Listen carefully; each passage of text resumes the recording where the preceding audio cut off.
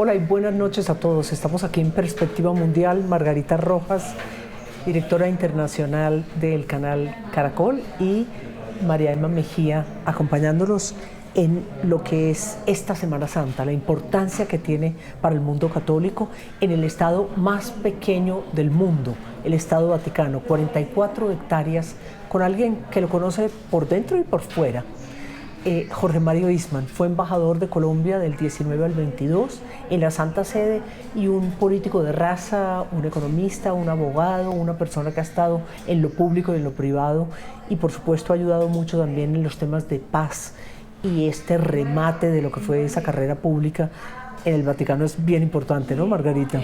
Sí, María Emma, en una Semana Santa que nos sorprende, por supuesto, en medio de la incertidumbre sobre los avances, la evolución de la salud del Papa Francisco, que por fortuna ha sido buena en los últimos días después de muchos temores cuando presentó su crisis de salud. Y una Semana Santa que nos sorprende, pues, en una situación, digamos, a medias entre la presencia y la ausencia del Papa Francisco, y por eso le preguntamos a Jorge Mario Eastman cómo lee este momento para la Iglesia Católica. María Emma, Margarita, yo creo que la comunidad católica del mundo, eso 1.300.000.000.000 de personas católicas, pues están saliendo apenas de un momento muy difícil, de unas expectativas cercanas al fallecimiento del Papa. Yo creo que las posibilidades de que se recuperara eran muy pocas realmente, y ha sido francamente una especie de milagro la manera como se ha venido recuperando el Papa. Entonces yo creo que de un pavor y un miedo y una incertidumbre gigantesca, llega la Semana Santa en un momento de recogimiento, de tranquilidad, porque toda la información es que el Papa viene en una lenta pero tranquila recuperación. Eso sin, sin perjuicio de que estamos hablando de una persona de 88 años que cumplirá 89 en diciembre de este año. Eso, de todas maneras, el susto que pasó y la enfermedad que ha sufrido el Papa tiene sus secuelas y tiene sus consecuencias.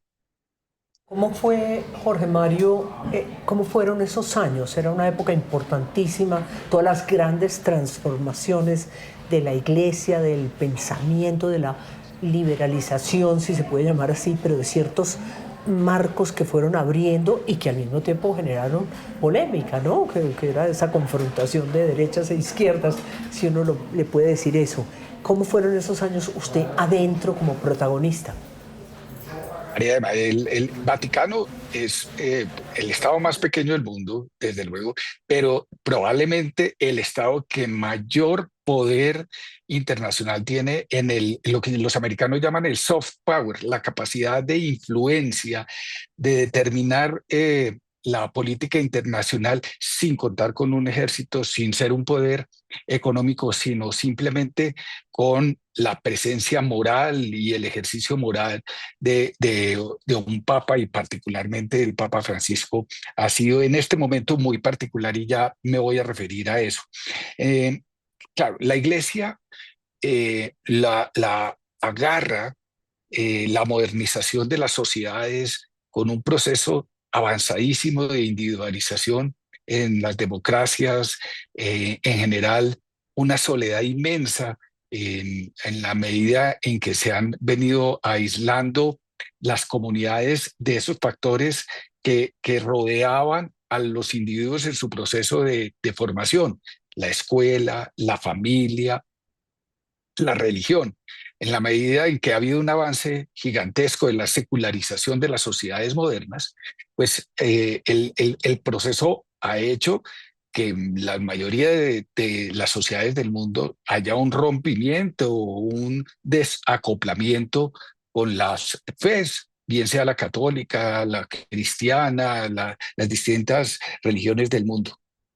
Dicho esto, el Papa, como arzobispo de Argentina, tienen una reunión en el 2017 que es muy importante en Brasil, que Ajá. se llama Aparecida. Uh-huh. En Aparecida el Papa es como el secretario de esa reunión, y en esa reunión la la iglesia latinoamericana, que tiene un poder y una capacidad de movilizar ideas desde atrás, y desde atrás podemos hablar desde la teología de la La liberación, que liberación, tanto claro. influyó a tantos sacerdotes de distintas comunidades que influyeron en los procesos revolucionarios. Pues en Aparecida, de todas maneras, la Iglesia católica se desmarca de la teología de la liberación, en el sentido de que el mensaje de la sensibilidad por los pobres, por los menos favorecidos, no, no, no justifica el uso de la fuerza y el uso de la capacidad de hacer daño por parte de cualquier comunidad revolucionaria. Entonces, en Aparecida, la iglesia latinoamericana dice: lo que necesitamos es una iglesia misionera que vaya y se expanda hacia los lugares menos, de donde están las comunidades menos favorecidas, donde están los pobres, las personas débiles, las personas que sufren, en países, en África, en Asia, más allá de la religión católica, como en América Latina o en Estados Unidos o en Europa. Hay que ir allá a la periferia. Y entonces comienza al Papa a entender muchos procesos que después serán determinantes en su pontificado. Pontificado. Sí, es que hay que volcarnos hacia la misión, una iglesia misionera que vaya, que se desprenda del clericalismo, que era como el dominante hasta entonces. Entonces, los sacerdotes, muy capaces, muy inteligentes, eran el eje de gravedad. Ese es un término que se utiliza mucho en la guerra. El eje de gravedad es: ¿qué es el determinante del resultado de una guerra? Pues el eje de la gravedad en la Iglesia Católica eran los sacerdotes, los Claro. obispos. El Papa llega y dice: no, señores, aquí vamos a volcarnos hacia una iglesia que se va a Sí, buscar que a es, los más débiles. que es lo impresionante, ¿no? O sea, ¿Qué? se anticipó, dijéramos, a los tiempos, y América Latina tuvo esa influencia en lo que iba a ser ese gran cónclave que lo escogió entonces. Sí, ¿cierto? o sea, la conferencia Aparecida y es aquella doctrina, pues entonces se convertiría en la nueva guía de la Iglesia cuando fue elegido Francisco. Pero digamos, mi pregunta va a, estamos cerrando ese momento, esa orientación de la iglesia hacia los más pobres, los más desfavorecidos, hacia la iglesia misionera, hacia una iglesia que se aparta de los privilegios del clero, con lo que todo el mundo coincide. Es el ocaso ya del pontificado de Francisco. Bien o mal, estamos a meses, a días, a años, no lo sabemos, pero sin duda es el ocaso. ¿Y qué viene? Otra doctrina, dice usted. Sí. ¿Coincides, Jorge Mario? Yo creo que va a haber una continuidad en el momento que sea de la filosofía y el pensamiento que ha traído el Papa Francisco, que gira mucho a la sinodalidad, que es el encuentro de toda la iglesia: sacerdotes, clérigos, mujeres, eh, las personas que han sido abusadas por los sacerdotes, los que tienen fe, que van a misa, y los que no. Digamos, el proceso de sinodalidad le ha puesto aceleración, el Papa va a continuar. Pero ya en la práctica política, María Emma, eh, yo pienso que la continuidad se va a dar porque de ese colegio cardenalicio, digamos, como de esa asamblea que elige el nuevo Papa en el futuro, que son 252 cardenales. De esos 252, 138 son electores. Los otros son mayores de 80 años y son cardenales, pero no pueden votar en el momento en que haya una cumbre para elegir papa. De esos 138 que les estoy diciendo, 110 han sido nombrados por el Papa. O sea, hay 110 cardenales que que son cercanos a la filosofía y al pensamiento del Papa Francisco. Estamos hablando del 80% de los cardenales, que han sido elegidos de una manera muy particular. El Papa se ha saltado las tradiciones, digamos, como las antigüedades, el respeto que había por aquellos obispos que estaban en aquellos enclaves de poder de la Iglesia, en Milano, en Roma, en las capitales de las grandes ciudades del mundo, y fue eligiendo cardenales que estaban hechos más bien a la imagen y semejanza de ese pensamiento que estamos hablando ahora, del sacerdote misionero, del que sale y se pone las botas y va a buscar al que los necesita. Entonces, en el futuro yo pienso que va a ser dominante ese factor y ese pensamiento, esa ideología de una iglesia volcada hacia los más débiles. Pero es sorprendente ver ahora, pues en esta Semana Santa, yo creo que como que se afianzó la fe de los católicos, producto también de la enfermedad, como usted dijo al principio, es que casi que se nos muere. Y quería entrar un poco a cómo es ya la parte, supongamos que algo sucede, como dice Margarita, en los próximos días, meses, algo puede pasar. Ese cónclave, ese cardenal Camarlengo, el propio Parolini, el secretario de Estado, ¿cómo es? ¿Cómo será ese proceso? ¿Como lo vimos en la película o del cónclave? Es muy parecido sin el final. Sí. Esperemos, ¿no?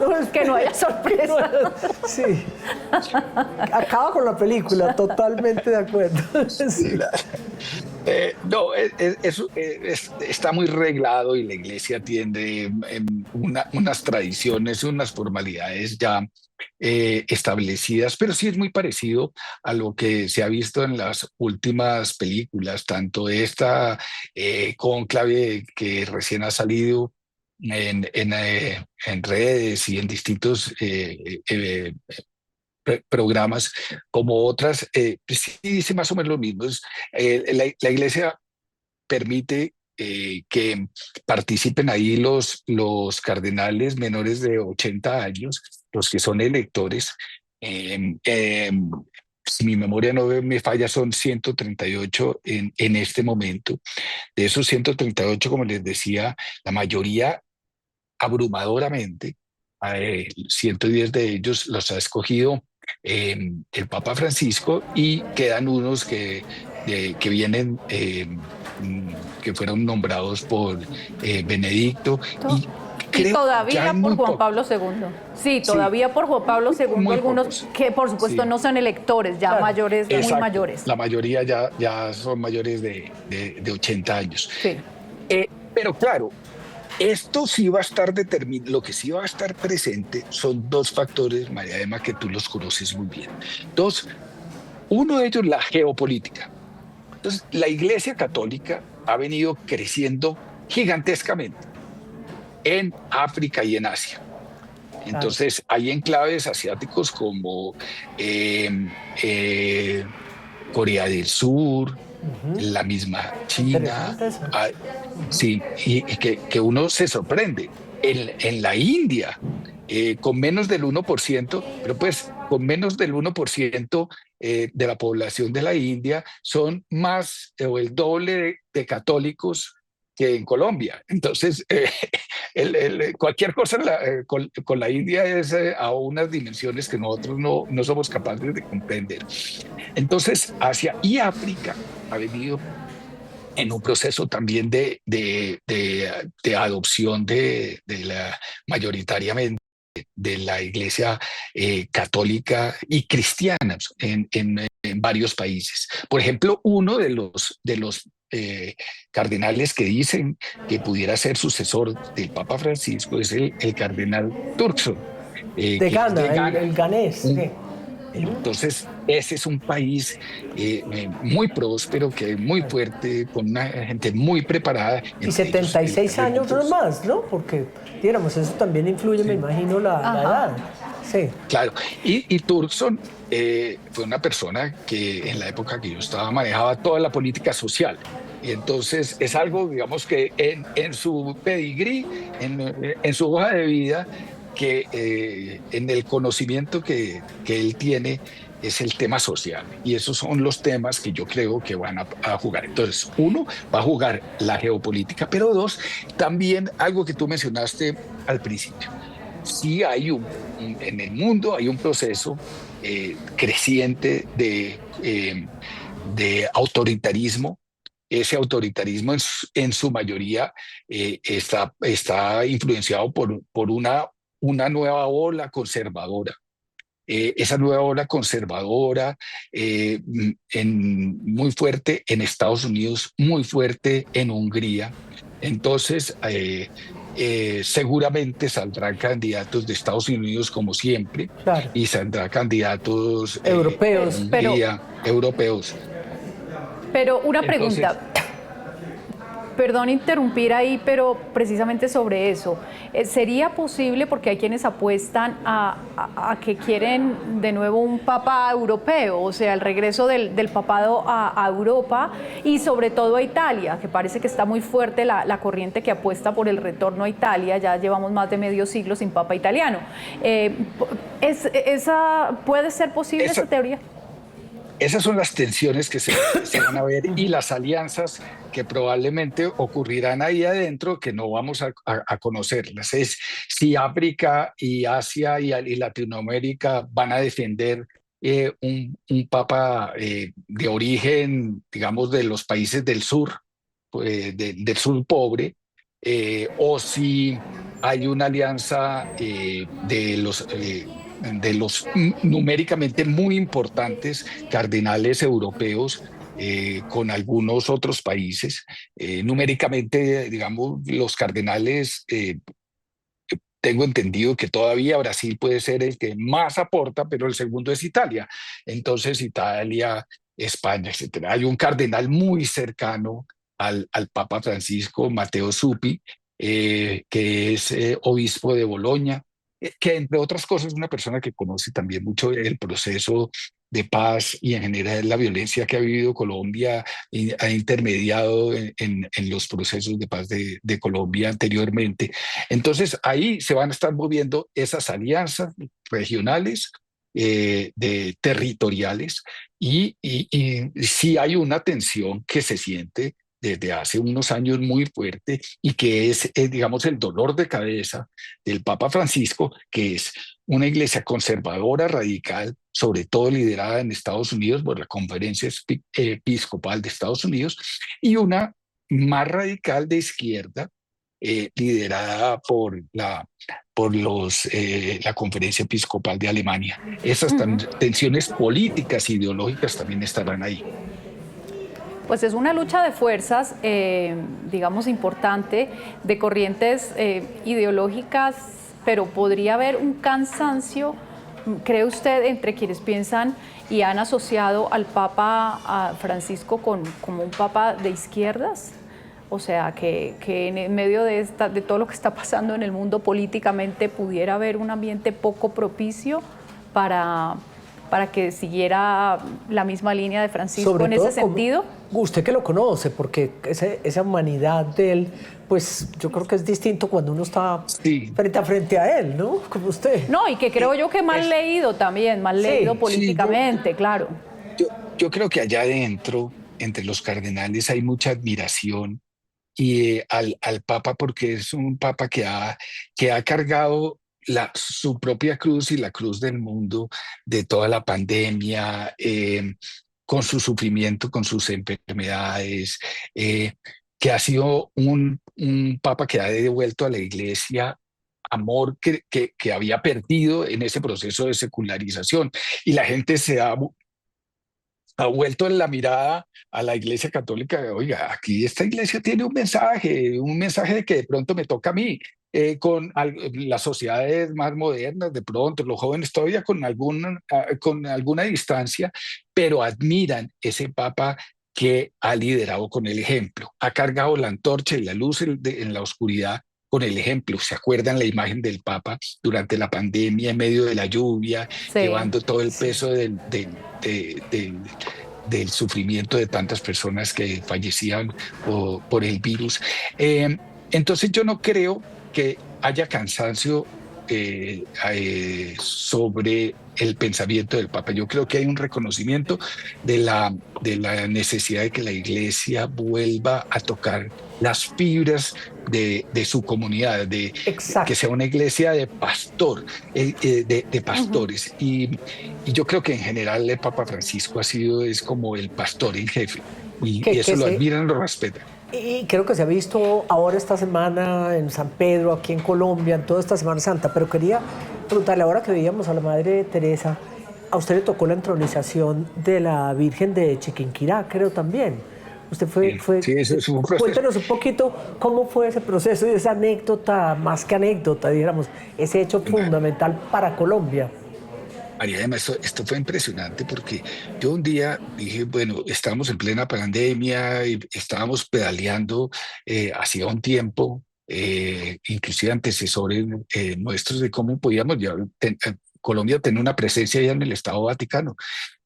Pero se dieron las cosas de que pudiéramos impulsarlas y llegamos, y yo le dije al Papa un día, le dije, Su Santidad, yo sé que los papas no acompañan a una ceremonia de entronización de la Virgen, que es un tema muy, digamos, de otro orden, de otro nivel digamos, de autoridades.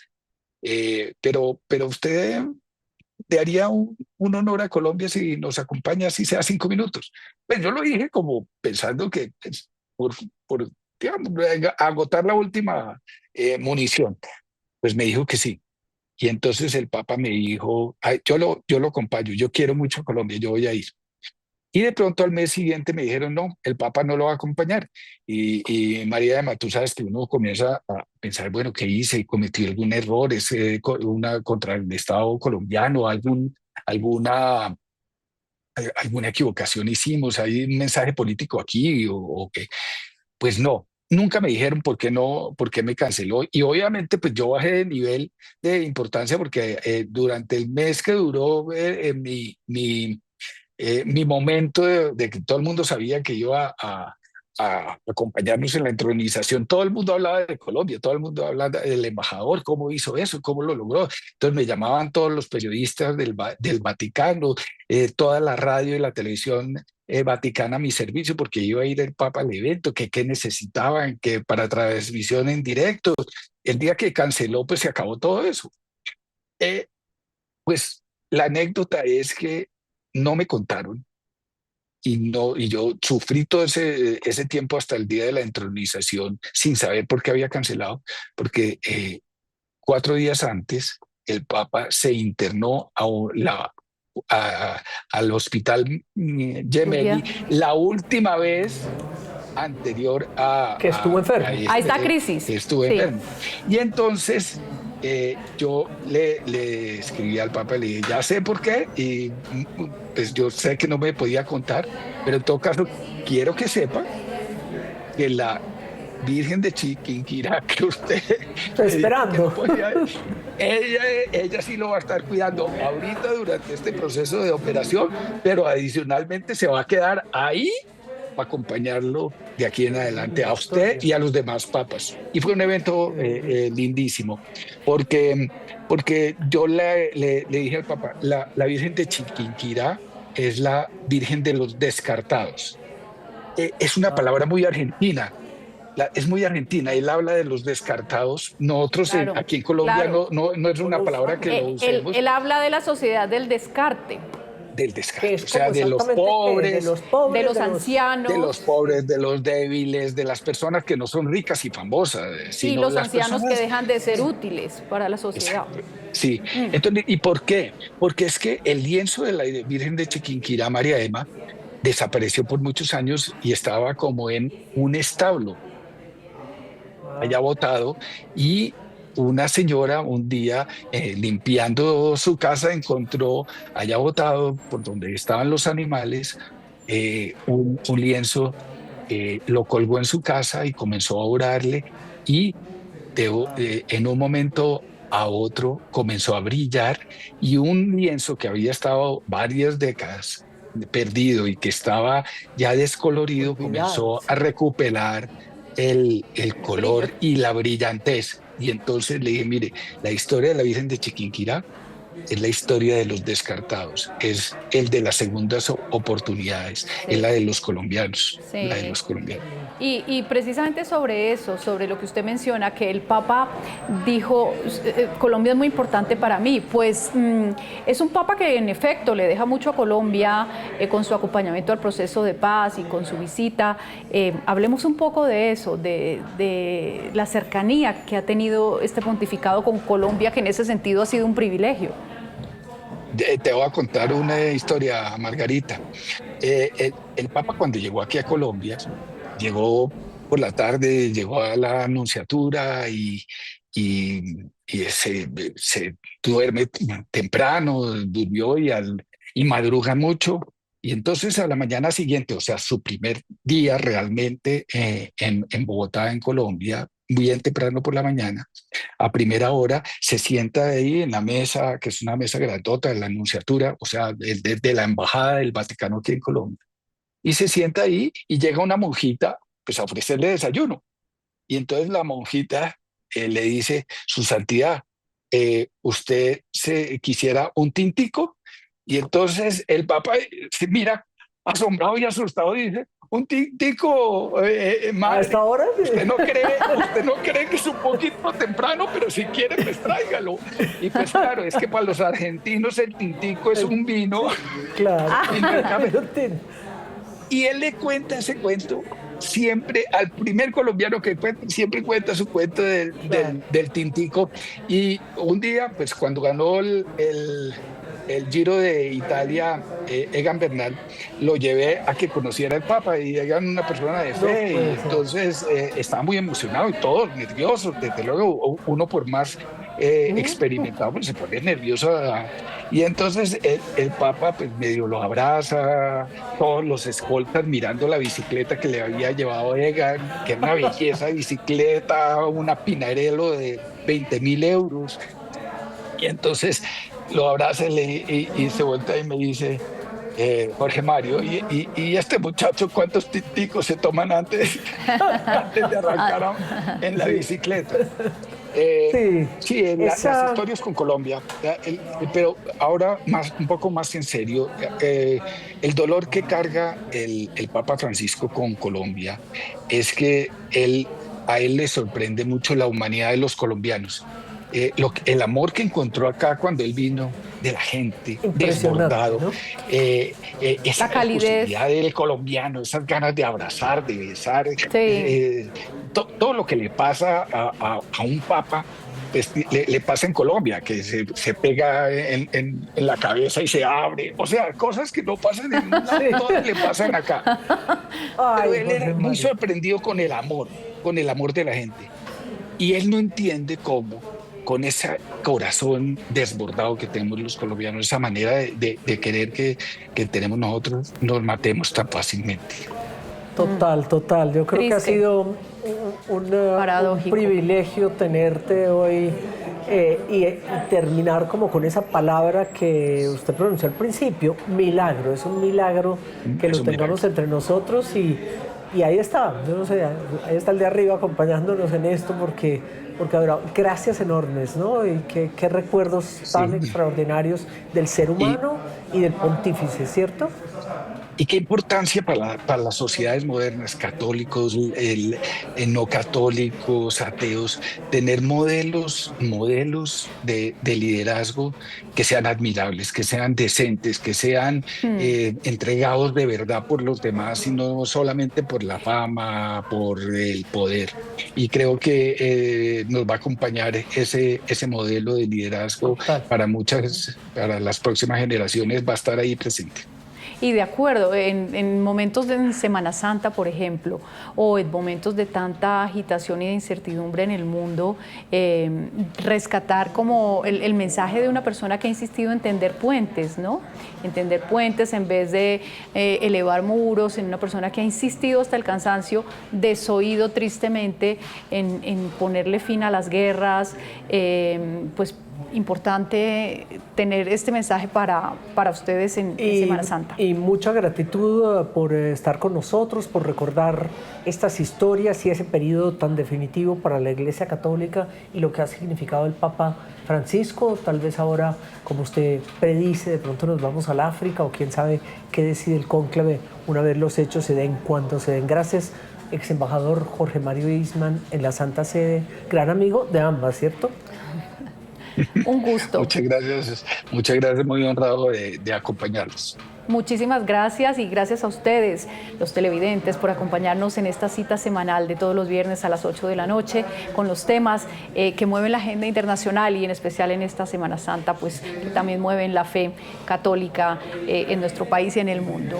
Usted conoce bien también ese Vaticano, todo lo mejor en esta Semana Santa. Buenas noches y nos vemos dentro de 8 días.